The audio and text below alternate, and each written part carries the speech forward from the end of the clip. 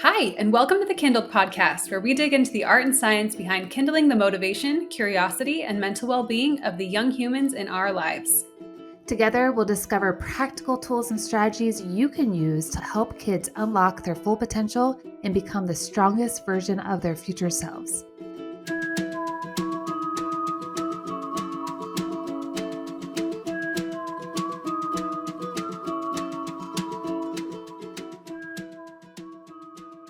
Hi, everyone. Welcome to the KindlED Podcast. Adriane, how's it going? Good. How are you today? Super great. So I just had a birthday recently, and my husband got me a pottery wheel. And so I've been in my garage throwing pots, and it's been really fun because my kids are like, I want to do that. And so they've actually done it way more than I have gotten a chance to. But it's been so fun to really watch them mess up and literally get their hands dirty and have the clay go flying. And it's just been such a wonderful experience for them to fail and to try again and to learn and to be frustrated and overcome that. So that's what's going on at our house. Anything new with you? Oh my gosh, that's awesome. No, I have to dive into this. So I know you just had a birthday because I was with you on your birthday, which was super fun. We had apple pie on the beach That's in amazing. Maine. We were visiting micro schools in New Hampshire. But I love that because I was with you when your husband had unwrapped gifts, you watched the video. They sent me a Marco Polo with all of my presents wrapped, and they're like, since you're not here, we're going to open them. And then they'd replaced the presents with similar sized objects, like a pack of ketchup and a gallon of milk and a propane tank. It was the funniest Marco Polo I've ever received. What is it called? The pottery Pottery? wheel? Because you said throwing Yeah. clay. I've never, this is all new Oh, to me. That is awesome. So they replaced ketchup and yeah. The propane tank was the size of the pottery wheel. So that was the switch. So yeah, it was a really big box. And gotcha. it's been so fun because I did pottery in, I'm like fixed mindset alert statement coming out of my mouth right now. I am not an artist. But I took some classes in high school and grad school, and I've done it a little bit. So I was curious to see if my hands would remember how to do it. And I really do like doing things like that. Like I spin wool into yarn, and I do all of these we should do an episode on Katie's weird old world hobbies. But now I can add pottery to it, and it's so fun. But I'm always just so curious about learning these things. So even if I'm bad at them, it's fine. I'm fine with it. That's a perfect segue into who we are talking about today. We are talking to Audrey Wisch from Curious Cardinals. So, Audrey paused her studies at Stanford University to pursue Curious Cardinals, chasing her dreams to not only help K 12 students unlock their greatest potential, but also to provide college students with meaningful work. After teaching her first workshop on mass incarceration to high school students at the start of the pandemic, Audrey mobilized her most ambitious peers at Stanford and beyond to share topics they were passionate about to K 12 students.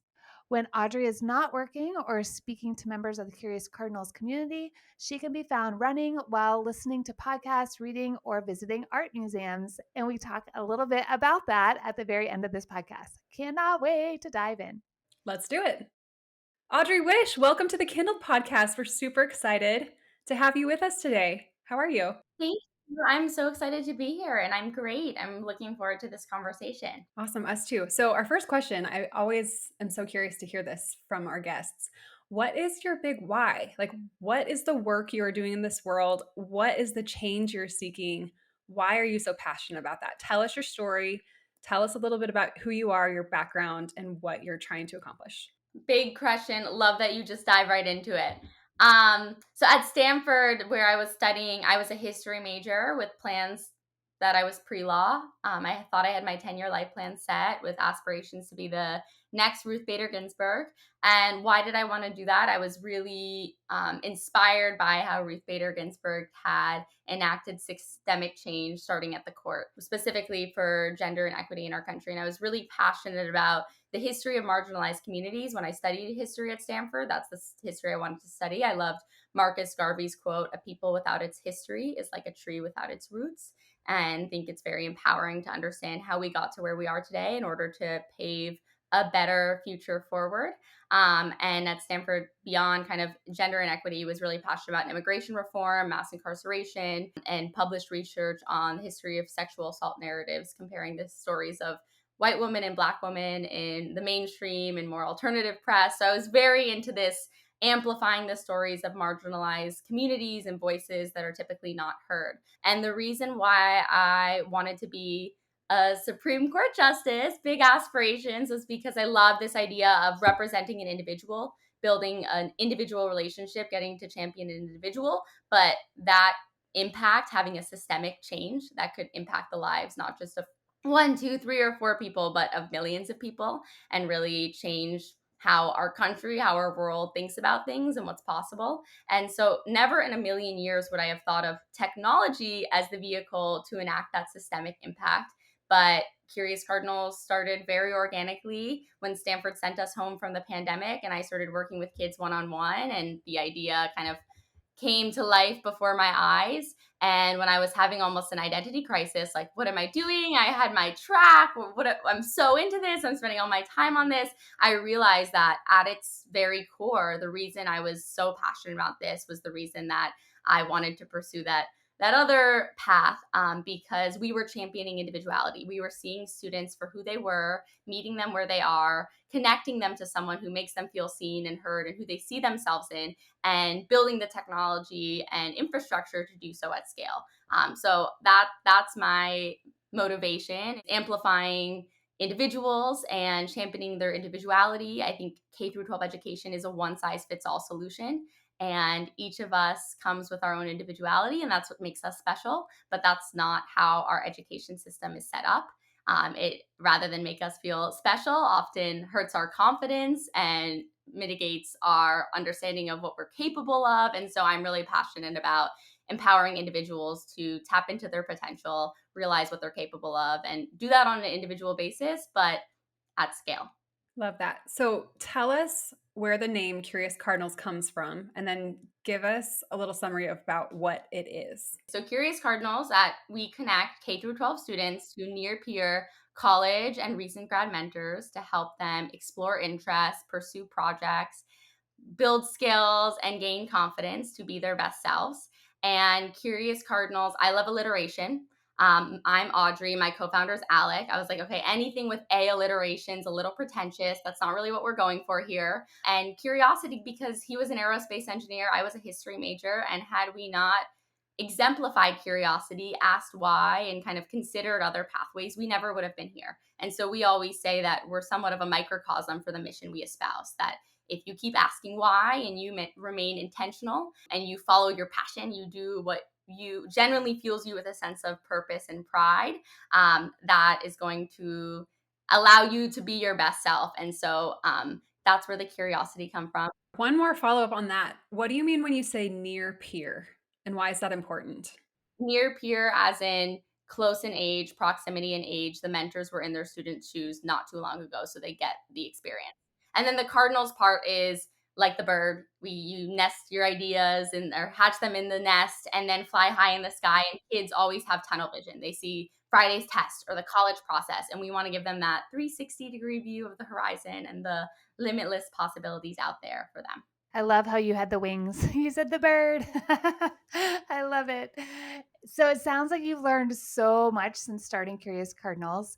You were not planning on getting into tutoring or mentorship or anything like that. So that's amazing how your journey has just come to fruition with, being curious, and those passions were already there. So I love that so much. I would love for us to dive into these learnings that you've had that can benefit teachers, coaches, and parents, which is what we do here on the KindlED Podcast. So, the Curious Cardinals program has 4 pillars. We would love to know what they are, and if you can give us a little more of your thoughts about why you have those as a pillar and what do they mean. So the 4 pillars are near peer mentorship, passion-based learning, project-based learning, and 4 is representation matters. So near peer mentorship, it's all about learning from someone who was in your shoes not too long ago.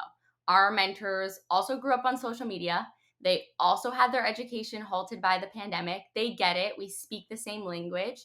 And kind of that aha moment for me was when I was working with my first student.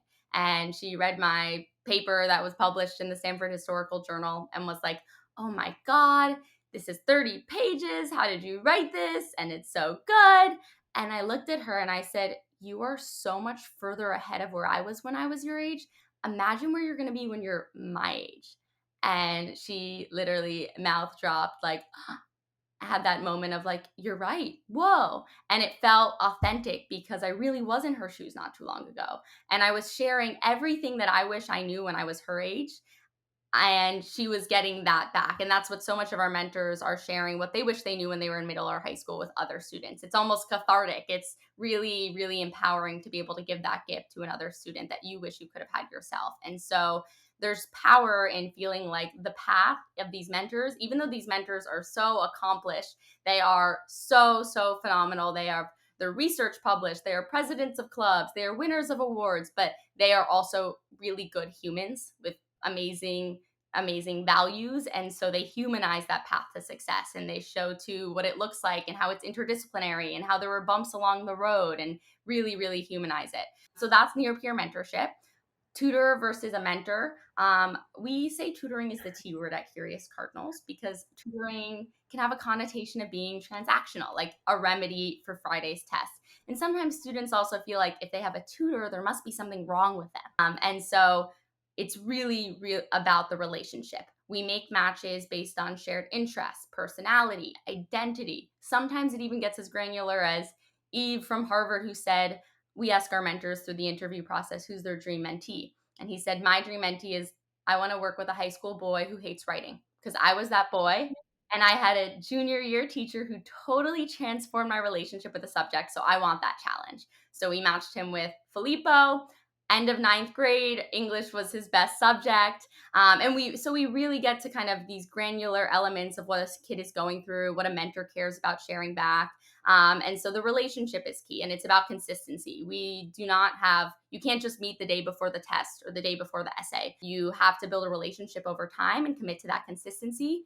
And through that, you build trust and develop a strong rapport with this mentor. So when they tell you, of course you didn't do well in the class, you didn't really study much, it doesn't feel like as painful as it's not adversarial. It's really like, I'm there for you and I believe in you and we have this relationship. That's why I'm going to be honest with you. A lot of the feedback our parents share is, you've removed me from the equation. I'm no longer the nagger, which is great.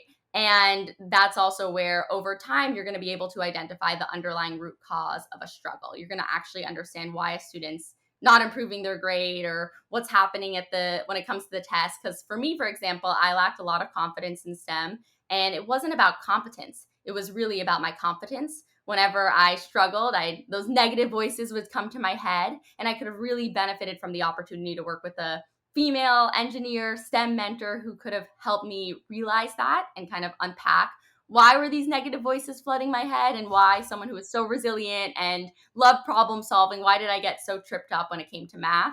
And I think that mentorship relationship over kind of a conventional approach of just keeping it on the subject matter itself could have been really transformational for me. That's so interesting. I'm curious about the training that you put mentors through. How do you help them like navigate those situations, know how to build relationships that are meaningful and impactful? Tell us a little bit about that. Well, first it starts with the interview process. We are super selective with who we bring on board. We have a 3-part interview process where we're not just vetting for those accomplishments, because you can be the president of the quantum mechanics club at Harvard, but if you can't break down quantum mechanics and make it intelligible to me, then probably not going to be able to do so for our students. And so it's not just the accomplishments, though they have many. It's about making the concepts intelligible. It's about the compassion and the EQ. We measure for that and look for that in the interview process, because families entrust us with really personal information about their kids, whether they're having some online bullying happening right now, or their parents are going through a divorce, or they were just diagnosed with dyslexia and kind of grappling with that. There's a lot of personal information families entrust us with, and we want to make sure that the mentors on the other side have the compassion and emotional intelligence to be able to handle that with grace and kindness and maturity. So that's kind of one part of it, is the interview process. That's very thorough. We do everything from asking those really personal questions, even things like, what would you do if your kid asked you a question you didn't know the answer to? We want to measure for humility. We want mentors to show you don't have to know the answer to everything, but you need to know how to find the answer. And when a kid asks you a question you don't know the answer to, you literally screen share and show them which search terms you put in Google, because that in itself is learning. That in itself is demonstrating how to be a curious, industrious problem solver. And so it's quite extensive. And then we also ask mentors to teach us something. Our education team, then, if you are accepted onto the team, you have onboarding with Curious Cardinals. And through the onboarding process, we help you learn what it means to be a Curious Cardinals mentor. And we tell our mentors that to be a great mentor is to be a great leader. You start every session, one, building a relationship. That trust and rapport is everything. So maybe you do rosebud thorn, or you have an icebreaker, and then you say, what's our goal for today? What are we going to accomplish in today's session? And you set an agenda. And at the end of the session, you get feedback. How did we do today? Did we accomplish what we set out to? Do you have any feedback? Anything we could do differently next time? Okay, for next session, you're going to do XYZ, so to keep us on track to complete your passion project. And so we really tell mentors that there's enormous pride that comes with the responsibility of being a mentor. You're a great leader. You are also the reason a parent chooses Curious Cardinals over conventional extracurriculars or even tutoring services, is you are who they want their kid to look up to. And that's an enormous responsibility and honor. And so there's a lot that goes into talking through what that means and how you build that relationship and that trust. Leading with curiosity is key, not really telling a kid, no, you're not doing it right. How did you get there? Why did you approach the problem in that way? And so there's pillars to kind of our educational philosophy that we go over in the onboarding. And then thereafter, we equip our mentors with extensive resources and opportunities to kind of continue upskilling themselves as mentors. So actually, next week, I'm going to be teaching a workshop to mentors on being a mentor is being a great leader, bringing it to life, giving mentors opportunity to be more interactive with it. And the resources are our team builds. We have an amazing head of education and mentor empowerment manager. Lucy is our head of education. Lucy and Daniel are our two education team leaders, went to Harvard Graduate School of Education. Daniel has 10 years of experience working in tutoring and education. Lucy's all about alternative ed. She was the first class at Minerva. And so they are phenomenal educators and learning designers. And when we hired our first people, Lucy was the first person we brought on board, because we were very aware that we are not educators. We are very passionate and compassionate and great mentors, great leaders, but we want to make sure that we surround ourselves with phenomenal learning designers and expert educators, so that our mentors, who also, some of them, it's their first time teaching, are equipped with really quality resources, training, learning guidance in order to deliver quality, exceptional learning experiences for our kids. You call these people mentors, but as I'm listening to you, I'm like, it's so much more than that. And I love all of the components that go along with what you're searching for in a person, because so much of it is paradigm. And what we talk about around here a lot and at Prenda is how we view the child and how we treat the child. And that is huge, because you can know, like you said, you can know quantum physics, but if you're just going through all the facts and the relationship's not there, the learning's not going to happen. So this is amazing that you have developed this, and it sounds like you've gotten some really incredible talent to help you as well. So your second pillar, so the first one was, peer mentorship. Like I said, we really dove deep with what a mentor is. And now the second pillar is passion-based learning. What is passion-based learning, and how does this affect motivation? Passion-based learning is starting with students' existing interests and showing their applications in an interdisciplinary way, so they can imagine a pathway forward they get genuinely excited about. What does this actually look like? So to start with Curious Cardinals, you have a consultation call with our team, and we are all about meeting them where they're at on their journey. So students are in different phases of their journey, but we'll have a student, and this is a real story, who came in and said his dad said anything to engage him. And we said, what do you like to do? He said, I don't really know. What do you like to do in your free time when no one's telling you what to do? We say we peel the onion. We keep asking questions till we find something to latch onto. And he said he likes to play video games, to which his dad rolls his eyes in the background. But we said, what if you could learn how to code a video game, design a video game? And he was like, that'd be pretty cool. 2 years later, he coded and designed video games that's more impressive than what peers of mine at Stanford who are software engineers could build. It's phenomenal. Would love to show you the game. But more than anything, what's phenomenal for us is the transformation and confidence we saw in this student, where he went from being someone who shrugged and said, I don't know, to looking at us in the eyes and saying, I want to study engineering and be a game designer professionally. And he's actually now a freshman at Michigan studying engineering. And the family still keeps us in touch because they really credit that transformation to his experience with Curious Cardinals.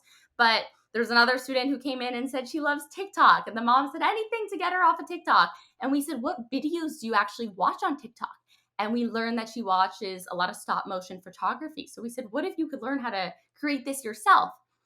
1 month later, her mom writes us and says her mentor is calling her a creative director. She now describes herself as a creative director. So we take these things, whether it's your passion for video games or TikTok, or if you love sports, learn sports analytics or sports journalism, or fashion, learn the business of fashion, fashion and sustainability. We take these things that students might feel like don't matter externally, or there's not a class to take in their school or a club to join, and we help them realize that they do matter, and there's so many extraordinary things they can pursue with that interest. And we live in a hyper interconnected world, but unfortunately we often teach in silos. And so at Curious Cardinals, we aim to take an interdisciplinary approach to learning. And so that's what passion-based learning is.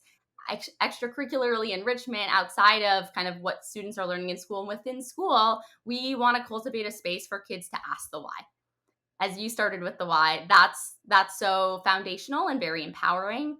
And working with a lot of students, we've observed that many of them don't know the why, and that's what hurts their motivation or makes it even hard for them to do their work effectively. And so we want to cultivate an environment where they can ask the why. Why am I reading Shakespeare? Why am I learning geometry? And especially now that I'm leading a team of 14 phenomenal, incredible team members, I always want to make sure that everyone's day-to-day tasks, responsibility ladder up to that greater North Star objective. People know why what they're doing on a day-to-day ladders up to the vision we have for Curious Cardinals 10 years from now. And we don't do that exercise of garnering collective buy-in with kids in school, telling them how what they're learning today is going to help them achieve their future aspirations. And so another aspect of passion-based learning is creating a space for that. What I'm hearing you say as well is these parents are coming and they're like not able to see the child's interest. And I'm one of those parents too. My son is very easily addicted to video games and that's all he wants to do. And so I am trying to shift, okay, let's create, let's build, let's make instead of just play. And he is just diving in. And I'm seeing that then that is overflowing into other parts of his education. So, but I keep hearing you say, this parent is like, oh, just get him off of TikTok or, rolling my eyes about video games. What is your relationship with the parent? And do you have anything there to help them have a paradigm shift about, okay, we can still tap into this and we can still apply this to education and to learning? We are like best friends with their parents.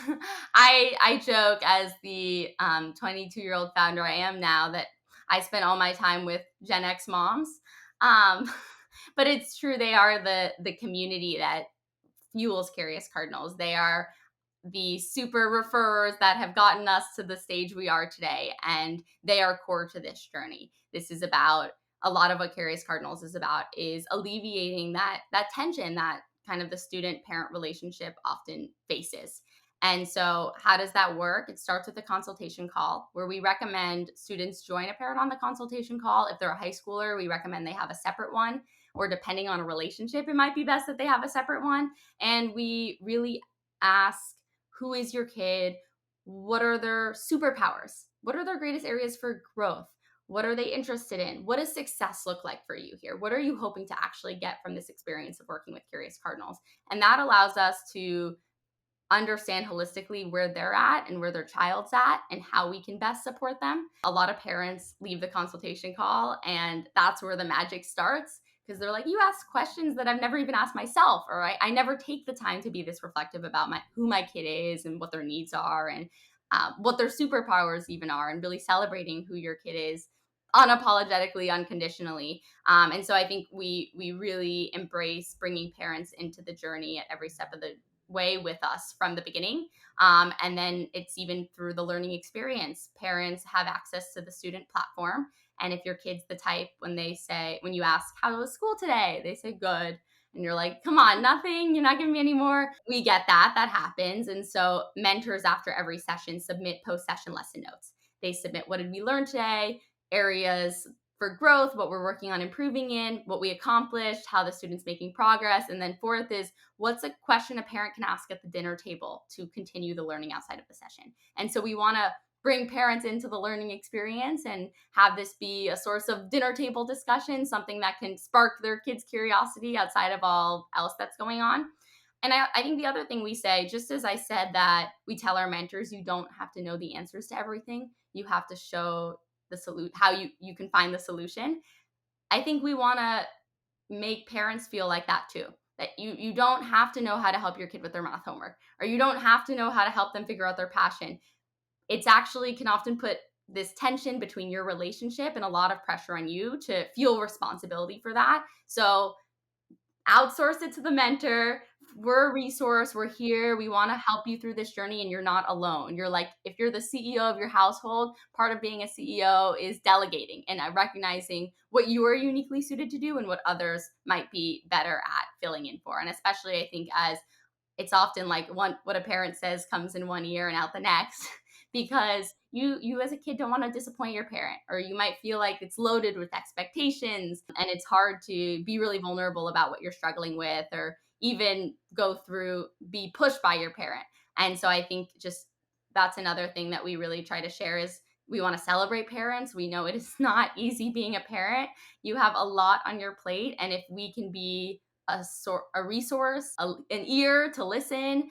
We want to be kind of one of your key things in your toolkit as you're navigating all the resources in your child's ecosystem that can support them to be their best selves. And in doing so best and most effectively, that means also being your partner.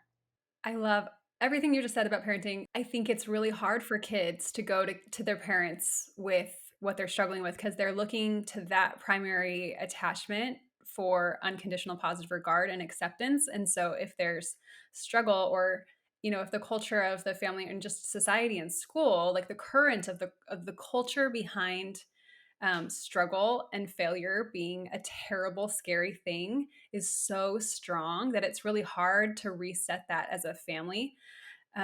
So having a partner in that to help reset that current, to kind of create this little bubble. We do this a lot at Prendo with our guides. Like, you can do sometimes more work around helping that child face their struggles with courage and patience than maybe a parent can because of that relationship.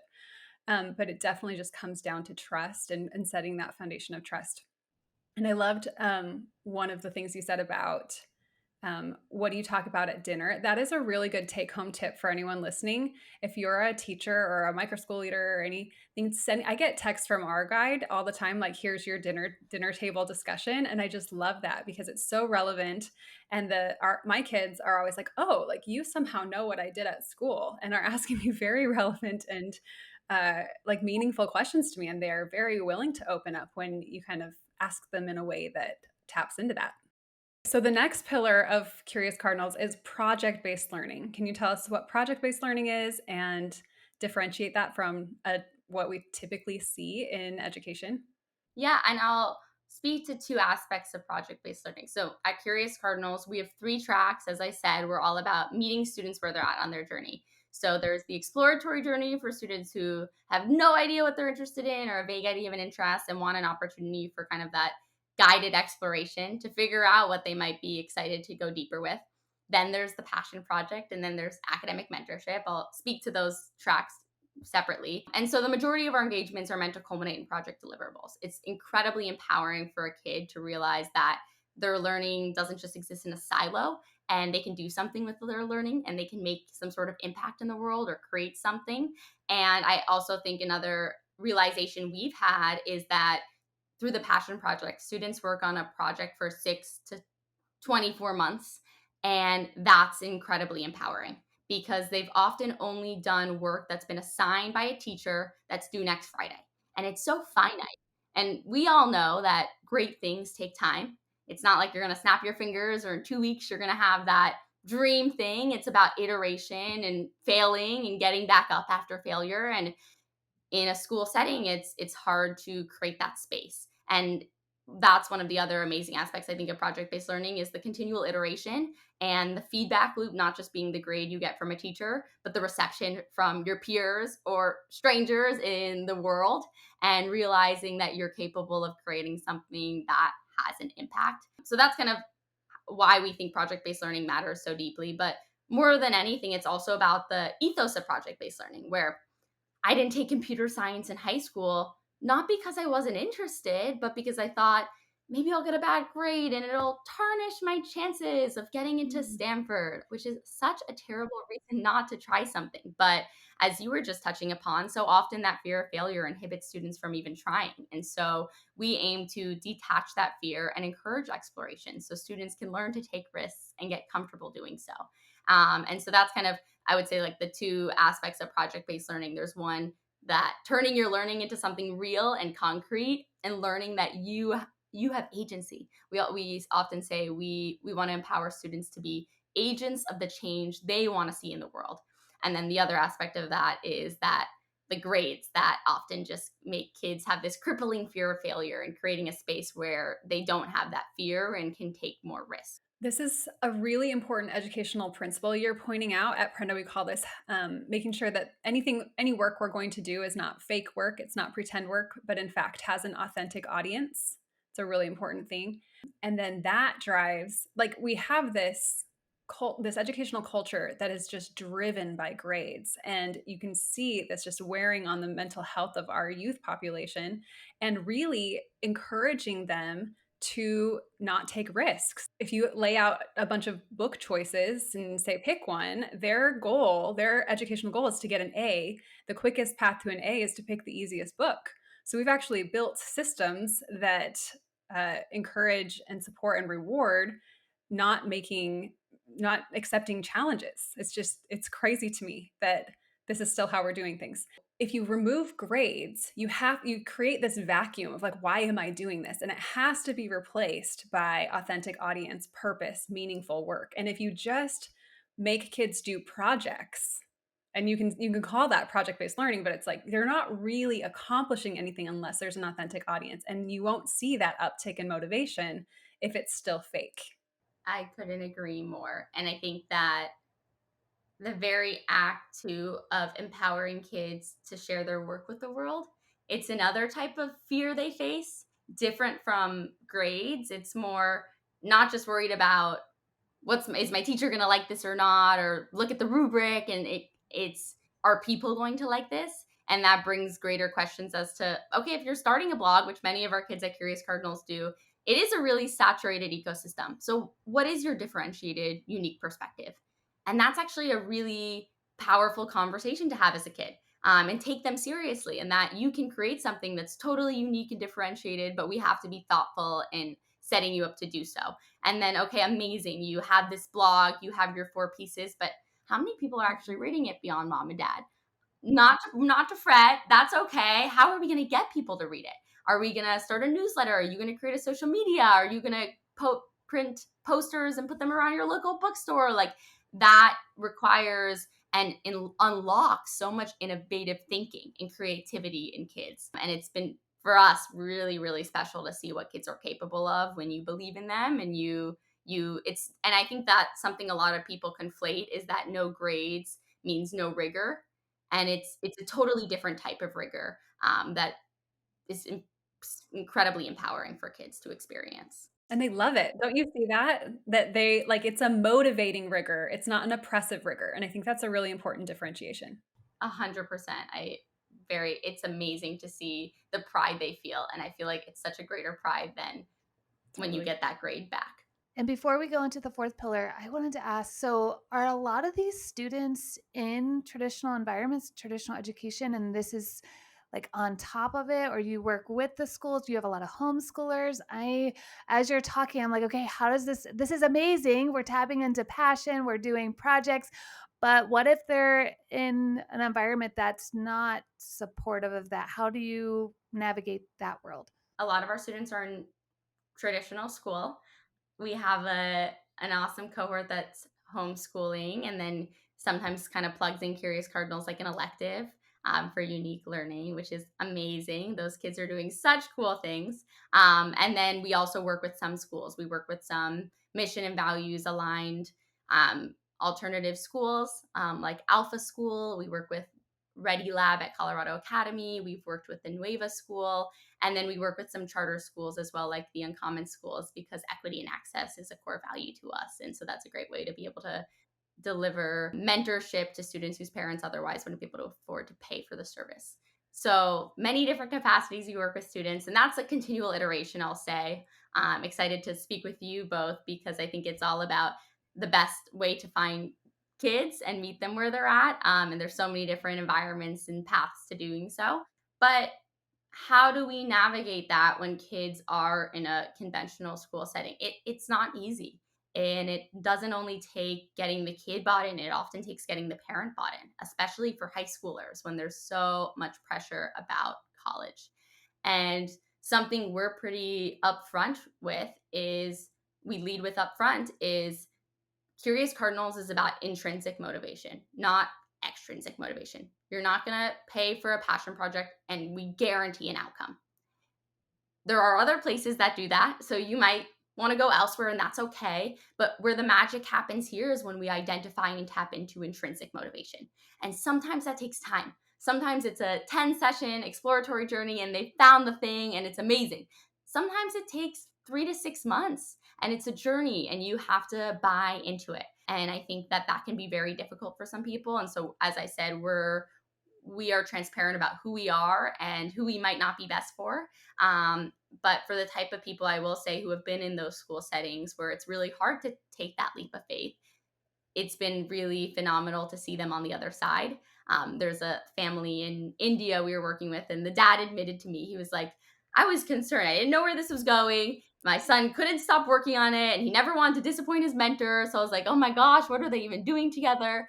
And then they started in August. In June, we had a catch up, and he was like, honestly, what my son has built is phenomenal. So many kids I see, they know how to kind of put this house of cards on their resume. It seems nice, but when you really dig, you're like, there's not much substance there. And he built something with enormous depth and breadth. And that's because his mentor pushed him to go further and deeper and kind of commit to it continually. And now this student has won these awards, and he's actually going to be, I think he's the first student in India whose work is going to be published on Khan Academy. I don't know if I'm allowed to say his name, but you'll probably be able to find him. He is like a protege. And his mentor says like he could have done it on his own, but I think it was just that kind of pushing him to go further and deeper and create depth and breadth that most high schoolers kind of just skim the surface. Let's talk about this transition for adults, for parents who are, you put your kids in school and it's very extrinsically motivated. And then if you ever down the line make a different choice to an educational experience that is more intrinsic, there's this period of time where it seems like your kids sometimes some kids take right to it and they're like, oh, I love this. And then there's other kids that kind of take a while to wake up inside, would you say? And it's scary as a parent because you don't know. You're like, is this working? Are we wasting a bunch of time right now? Like, should I have just kept him on the train tracks and pushed? Or is getting off of those train tracks and letting him do nothing. Kids are never doing nothing, so I'll put that in quotes. They're always moving forward in something. It's just whether or not that's a thing that we as adults choose to value or see, like you've already pointed out in this conversation. But talk a little bit about that transition, because I think a lot of our listeners are there. They might want something different, but it's a little scary. And yeah, I'm just interested in your opinion about that. And before you answer, I was thinking about this as well. That's exactly what I was going to talk about is like the deschool, because we talk about deschooling, but a lot of these kids may still be in, a traditional environment or still having to take tests and grades. So there has to be a little bit, I would think of like this deschooling process to tap into this intrinsic motivation, especially if they've never been given the opportunity to do so. First, I'll start with my answer would differ parent by parent, parent archetype by parent archetype. So and especially like high school versus middle school. So I'll just preface that in that before I dive in. I would say that it comes down to really getting to like where your kid's at and what they're learning at its core, and having to a little bit pause and stop of like, don't fixate on the outcome just yet, or don't fixate on the grade just yet, and lead with curiosity, not to be cheesy, but have a conversation with your kid and say, how was your session? What did you take away from your mentor? Don't even say, what did you learn? Like, create an open environment where, what do you like about them? And if they're answering things that are like, it's really cool how much they know, or they told me about this internship they had and they were working with engineering and I was so cool what they built, or they showed me their dorm room and I asked them to give me a tour next time. Like, just if you lead with curiosity and you see what your kid, the substance of what your kid is answering, you'll be able to see that something good is happening. Like, for that, it's like they're looking up to someone who values things that you value, and you are the sum of who you surround yourself with. But in this digital age, you can't control who your child follows on social media or who they sit with in the cafeteria if they're in a conventional school, but you can insert this positive role model in their life. And if they're taking away, oh, it's pretty cool, my Harvard mentor also likes watching sports and we were discussing who's going to win the Super Bowl.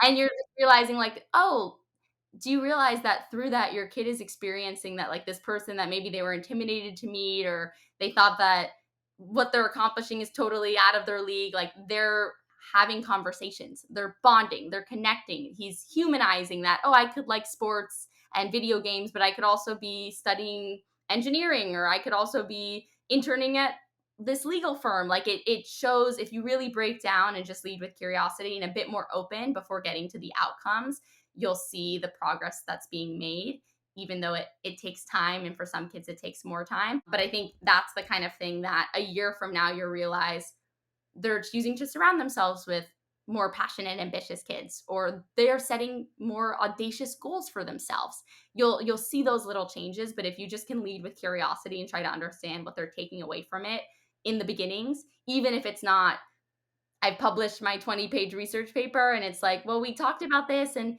even if it's as little as they're going to watch a documentary the mentor recommended, or listen to a podcast, like, just see the little ways that, whether it's a Curious Cardinals mentor or another alternative learning experience, are shaping their behaviors, expanding their horizons, and making them even leave the session feeling good about themselves or with a smile on their face. So much of the work that goes into adopting more intrinsic motivation is internal. And the only way we can kind of pull back the curtain and get some visibility into that is to ask questions, right? And I love the questions that you volunteered. I would add, what made you really excited today? Or what's something that you've just been really, what's something that got you excited? Like asking questions about that, because then you can see where your child's heart is, and that can, like, wherever that's kind of a predictive indicator of what their next step is going to be, right? And so if you can, instead of being really focused on those outcomes, like, is this going to work, is this going to get us to the end that we want, instead just focus on kind of the heart shifts, the mind shifts that might be, you might have, they might be in traditional school still, or you might have pulled them out to homeschool or done something different with them. Like, you're going to remove them, like change their technical, like, train tracks, or like the method that you're using to kind of like guide their future. But it's really all inside of them. You can have that same shift internally, even if you don't change the format of schooling, right? You could have that same mindset even if your kids continue to go to traditional school, if they're in a micro school, if you homeschool them, if they do online school, any of those formats, this change can happen internally. And that's actually the thing that changes their trajectory. And I'll also say, our team is book clubbing this great book, and I'm going to be speaking on a panel with the author later this month, Never Enough by Jennifer Wallace. And one of the things she talks about, and the book is about toxic achievement culture, is this sense of mattering. And oftentimes where this toxic achievement comes from is kids thinking that their mattering is correlated to their achievement, to their grades, to their results, to whether they won or whether they lost. And it comes down to you as a parent. What you model matters. And so if you only ask, what grade did you get on the test? What did you guys win or lose? If you only ask those things, you as a parent are demonstrating that that's what matters. But if you ask, what made you happy today? Or how are you feeling? Or what was the most exciting part of your day? And you like a little bit take a step away from the results and outcomes, you are showing you and your questions are demonstrating what matters. So I'm glad we even spoke about just the power of which questions you're actually asking, because it's all about action speaks louder than words. And you have to model what you care about through your words and even through what you do. If you as a parent are so focused on outcomes in your life, it might be hard for your student to not follow in suit. And so to show that what are the things you value, whether that's kindness and compassion or lifelong learning or always trying your best. It doesn't matter if you fail, but did you try your best? Did you actually learn? So I think that's another really foundational, fundamental aspect of it. Yes, I will tell a little quick personal story here. Last spring, I put my boys, they're 9 and 10, in wrestling, and we've never done wrestling before. And at the last week of wrestling, it's like a club. It's not competitive. It's very, I love the culture there. But the last week, they do a tournament, and all the kids kind of do this double elimination tournament. And my oldest ended up in tears because he did not win any of his matches. And we had lots of conversations about how it wasn't about winning. It was more about getting in there and fighting hard. And he didn't want to do wrestling again, but I kind of lovingly made him. I was like, you're going to do it one more time, right? Just because I felt like that was such fertile ground for him to learn that lesson. And we just wrapped up our second session of wrestling. And while he did win more than he won last time, he didn't lose all of them. But he fought so hard, and I was so proud of him. And even though the outcome wasn't there, like his heart had changed and his approach to the problem ahead of him had changed. And I could see that growth. And I was so proud of him. And he was so proud of himself for letting go of the need to win. Like, not that competition is bad or that winning is wrong or anything like that, but that you can do a thing for a purpose greater than the outcome, right? And that you can enjoy that and you can get all of the growth and development out of that thing, even if you don't get that outcome. I think is a really important lesson for adults to learn as well as kids. And I'm looking back at this experience thinking, man, where have I modeled? It's all about modeling. Like, where have I ever modeled that winning is the most important thing? Because clearly he has like believed that somehow. And so it's looking at your example, and what you celebrate is absolutely one of the most important and influential ways that you can affect the beliefs of your child. And sometimes we have to tease out, does that really matter to me? Because for some adults, winning really does matter to them. And why is that? And just being curious. Yeah, and being curious, because we talked about being curious about the child, but we really need to even step back and be curious about ourselves. And why did this bother me so badly that my son lost? And this weekend, my son had a jiu-jitsu tournament and he lost both of his matches. So it's very similar. And at first, I was just like, oh man, what is this saying about me because he lost? It's not saying anything about me, but I was making it mean something about me. So I think it's really important that we are curious about our own thoughts and our own interests and how we're showing up, and then carry that into being curious about our own kids. So I do want to get to the last pillar, which is representation matters.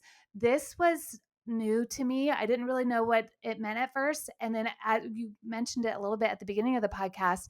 I think this is so key in making that strong connection relationships. So can you break down, what does representation matters mean, and how is this breaking down barriers to help kids learn? So representation matters. You are what you can see. I was one of the few girls in my honors math class, and I lacked a lot of confidence in STEM, probably prematurely deemed myself a humanities gal. And when I got that bad grade, it was beginning of 10th or 11th grade. And I thought I was the only one who got the bad grade. I probably was the only one who cried afterwards in that class. I could have used a model to tell me, no, those other boys probably didn't do so well too. It's not about you. It's not that you don't belong here. You are just as much deserving to be in this class as anyone else. And I think that whether it's your gender, whether it's your race, whether it's a learning difference you have, whether it's an aspiration to be a college athlete, whatever it is that's most core to your identity, we want to match you to a mentor who you can see yourself in. So you can imagine a pathway forward that feels attainable. That's the other kind of coupled with near peer mentorship. You're learning from someone who you see yourself in. And so, whether even if that experience has made you doubt yourself, to talk to someone else who has gone through that before is incredibly empowering. And so, we're all about matching students to mentors who they can see themselves in, because seeing is believing. Absolutely. I love that that is a big focal point to make sure that a child can see themselves in their mentor, because if they can't, it's going to be even harder to tap into that intrinsic motivation. This was such a great conversation. We really dove into those pillars.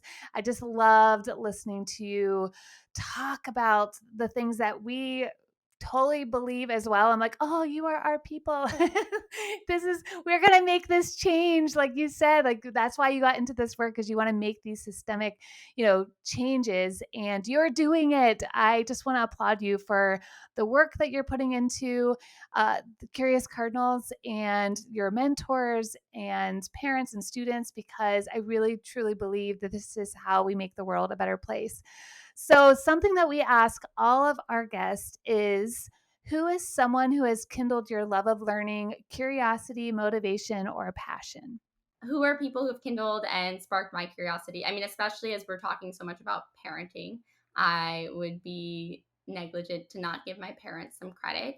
My parents are super different, but both very curious, and definitely sparked my love of learning and influenced me in unique ways. It was funny hearing you talk about the sports stories, because sports are a great way to learn. I say I've built so much of my resilience from sports. And I have two very different parents and different relationships with them, which is something I value. But I remember my mom would come to my track meet and I'd run like 10 seconds slower. It would be my worst rate. She's like, "You did great, amazing." And I was like, "No, I didn't, Mom. Like, I did worse than ever."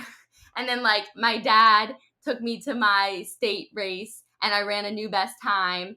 And afterwards, he was like, "How'd you think you did?" And then he was like, I think you could have gone harder. You didn't push that much in the end." And I ran a best time. I crushed it. And I love that he took me so seriously. I love that we had that relationship where he could be honest with me. And even if I ran a best time, he saw that I probably could have pushed myself harder at the end. So I think that's another nice thing, is like seeing curiosity, seeing these values modeled differently. But my mom, I grew up in New York City, and my mom grew up in Winnipeg, and she said, "You're super lucky to grow up in a city." So every Sunday, starting in high school, she started Culture Sunday. She would take me to a different museum or something cultural. And in ninth grade, I was like, "Mom, why are we doing this? Like, I'm busy." And by 10th grade, I was like, "Where are we going this week?" And by senior year, all my friends came, and it was a great Instagram opportunity at the artsy museums. And so just showing me that this wasn't something on my resume, this wasn't something I was getting a grade for or doing for anything but a love of learning and taking advantage of the place you learn and making the most out of it. And then I think that there's both of my parents, the dinner table discussions. I just think they've always modeled curiosity. I'm really grateful for that. And then someone more recently, the most amazing thing about Curious Cardinals is our community. So mentors have gotten jobs from this community, from parents hiring. If you guys ever need interns, we've got great talent at Curious Cardinals. But we've also made so many connections and friendships, and we're lucky to find our mentors through Curious Cardinals. So like, three women who are really impactful mentors to me are all Curious Cardinals moms. So it's so special that their kids are part of this community with us. And one person I'll mention is named Desiree. And she's really sparked my curiosity for AI.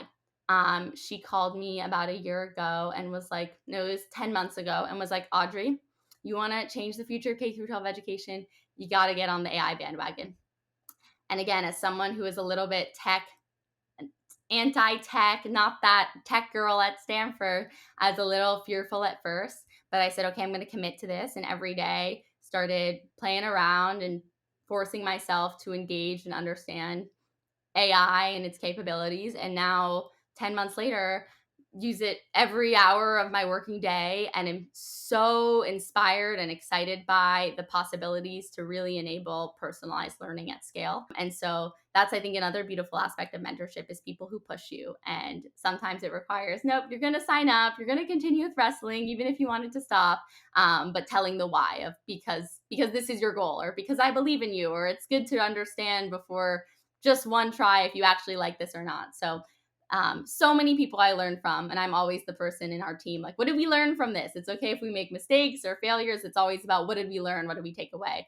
So I'm lucky that I think I intentionally surround myself with people who spark my curiosity and always push me to keep learning.